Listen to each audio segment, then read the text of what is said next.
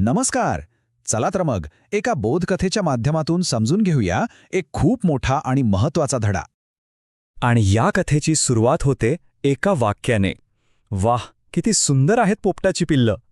ऐकायला किती छान वाटतं नाही का? पण हेच वाक्य जे एका शिकाऱ्याच्या तोंडून येतं ते एका मोठ्या धोक्याची सुरुवात आहे. तर या कथेचा शेवट इतका वाईट का होतो हे समजून घेण्यासाठी आपल्याला भेटावं लागेल मिठ्ठूला. तो या कथेचा मुख्य पात्र आहे. मिठ्ठू एक प्रेमळ पिता आहे, पण त्याची एक सवय, एक कमजोरी सगळं काही बदलून टाकते. ही सगळी कहाणी ना एकाच शब्दाभोवती फिरते, आळस. हो, आळस.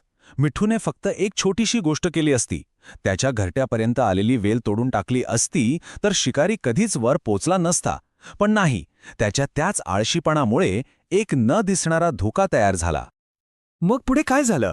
मिठ्ठूच्या याच एका चुकीचा फायदा शिकाऱ्याने कसा उचलला? चला बघूया. आणि मग येतो शिकारी. तो ती सुंदर पिल्लं पाहतो आणि त्याच क्षणी मिठ्ठूची एक छोटीशी चूक एका मोठ्या धोक्यात बदलते. शिकाऱ्याचं काम किती सोपं झालं बघा. फक्त 3 पायऱ्या. पहिली, त्याला झाडावर चढायला एक आधार सापडला, ती वेल. दुसरी, त्या वेलीच्या मदतीनं तो अगदी सहज वर चढला. आणि तिसरी पायरी, सगळ्यात दुःखद, त्याने शांतपणे त्या पिल्लांना उचलून पिंजऱ्यात टाकलं. हे सगळं का शक्य झालं? फक्त त्या एका वेलीमुळे, ज्याकडे मिठ्ठूने दुर्लक्ष केलं होतं. आणि आता त्या आळसाची किंमत चुकवण्याची वेळ आली होती. मिठ्ठूने जे केलं नाही त्याचा परिणाम आता थेट समोर उभा होता, आणि तो खूपच हृदयद्रावक होता. सगळ्यात आधी ऐकू येतो तो पिल्लांचा केविलवाणा आवाज, वाचवा वाचवा बाबा.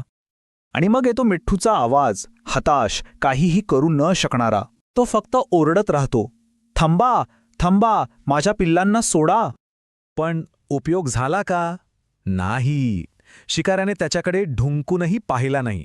तो सरळ निघून गेला आणि इथंच सगळं संपलं. मिठ्ठू काहीच करू शकला नाही. ठीक आहे, घटना तर घडून गेली, पण यानंतर काय? यातून आपल्याला काय शिकायला मिळतं? चला त्या वेदनादायी जाणीवेच्या क्षणाकडे वळूया. आणि मग मिठ्ठूला कळतं की हे सगळं टाळता आलं असतं. त्याला फक्त एकच गोष्ट आठवते, काश मी टिटूचं ऐकलं असतं. तो पश्चाताप, तो सगळं काही सांगून जातो. म्हणजे बघ, हा गोष्ट अगदी सरळ आहे. मिठ्ठूने आळस केला आणि त्यामुळेच त्याला आपल्या पिल्लांना गमवावं लागलं. त्याच्या एका चुकीचा थेट परिणाम होता हा. आणि ही कथा आपल्याला एकच पण खूप महत्वाची गोष्ट शिकवते. आळस किंवा कोणतेही काम पुढे ढकलण्याची सवय, याचा शेवट नेहमीच वाईट होतो. सोप्या शब्दात सांगायचं तर आळसाचं फळ हे दुःखदच असतं. आणि जाता जाता एक विचार. आपल्याही आयुष्यात अशी छोटी छोटी कामं असतात जी आपण पुढे ढकलतो, नाही का? मग विचार करण्यासारखी गोष्ट ही आहे की आज पुढे ढकललेलं असं कोणतं छोटंसं काम असेल जे भविष्यात खूप महागात पडू शकतं.